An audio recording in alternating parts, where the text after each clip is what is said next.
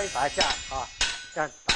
大锤落得用力，塑形再敲打，动作不断反复，光看就让人感受到累。以前很辛苦哦，以前这样拉，拉好了红了师傅就逼步又打出来，你就要打了，你就跑这两个在打，这一下，对，这样打。双手依旧忙碌着，林家的老字号走过100年历史，50年前用的器具静置角落，如今全成了古董记忆。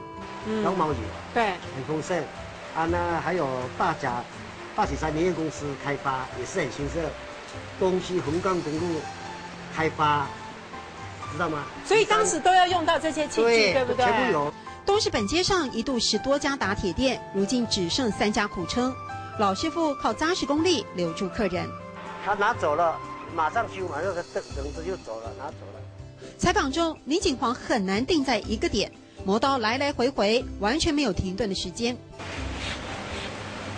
这样好了，速度同价，就速度好快哦。哎呀，这个训练出来呀。哦，训练出来给训练出来的。对。所以你就是磨，然后再水磨。水磨过就好了，然后这个就是用了几十年，本来都是老的5、60年的刀子。以往拜师学艺得扎实，3年4个月，师徒间教学相长，各取所需。但环境改变了，求艺者讲速成，在供需两难间摆荡。你的100年老店，你有心理打算，它就在你这一代就还不一定哦，我还有人想要给我那个。满头苍苍白发，已经66岁的他依旧健朗，还发下宏愿，要再打拼20年。100年铁店会在第3代画下句点吗？